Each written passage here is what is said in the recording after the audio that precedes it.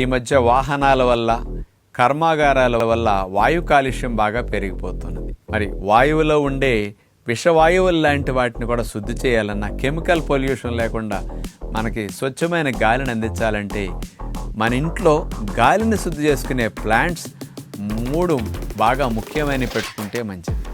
1 తులసి. Chemical పొల్యూషన్ని బాగా శుద్ధి చేస్తుంది. విషవాయువులు లాంటి వాటిని తొలగించేసి స్వచ్ఛమైన గాలిని మనకు వెళ్ళేటట్టు చేసి ఔషధ గుణాలున్న గాలిని పంపించే సామర్థ్యం తులసి చెట్టుకుంటుంది. అందుకని ఏదో 1 పూజ కోసం పెట్టుకుంటున్నారు, కానీ తులసి కుండీల్లో పెట్టుకుని ఒక 10, 20, 30 కుండీలు అట్లా తులసి కుండీలు ఇళ్లల్లో కనపడాలి. బాల్కనీల్లో ఉంటే అంత మంచిదనమాట. కిటికీల్లోంచి బెడ్రూమ్లో గాలి వచ్చే ప్రదేశాల్లో తులసి కుండీలు అట్లా ఉంటే శుద్ధైన ఔషధ గాలి మనకు లోపలికి వెళుతుంది. ఇది 1 పెట్టుకోండి. 2వది అలోవెరా. ఇది చాలా గాలిని శుద్ధి చేసే గుణం కలిగి ఉంటుంది.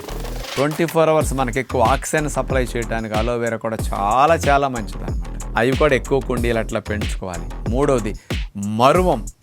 అందుకనే దేవుడి మాలల్లో కానీ జడలో పెట్టుకునే పూలల్లో కూడా మరువు ఎందుకు పెడతారంటే అది ఆ వాసన మనకు వచ్చేసరికి దాని ద్వారా హ్యాపీ హార్మోన్స్ డోపమిన్, సెరటోనిన్ లాంటివి బాగా పెరుగుతాయి, కార్టిజాల్ లాంటివి బాగా తగ్గిపోతూ ఉంటాయి అన్నమాట. అందుకని మూడ్ బాగా హ్యాపీగా ఫ్రెష్గా ఉండటం కోసం, మూడ్ స్వింగ్స్ తగ్గటం కోసం మరువం కూడా బాగా హెల్ప్ చేస్తుంది అనమాట. ఈ 3 ఔషధ గుణాలున్న మొక్కల్ని ఇళ్లల్లో పెట్టుకుని మరువం గుచ్చితే వచ్చేస్తుంది, గిల్లుకుంటుంటే కొత్త చిగురు వచ్చేస్తుంది.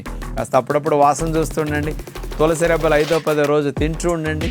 కాస్త అలోవెరాను కూడా అట్లా వాడుకోండి. గాలితో పాటు లోపలికి పంపిస్తే కూడా ఈ లాభాలన్నీ మనం పొందడానికి అవకాశం ఉంటుంది. ఆరోగ్యాన్ని దృష్టిలో పెట్టుకుంటే ప్రతి ఫ్యామిలీ, ప్రతి ఇంట్లో ఈ 3 మొక్కల్ని ఎక్కువ కుండీలు పెంచుకోవటం మంచిది.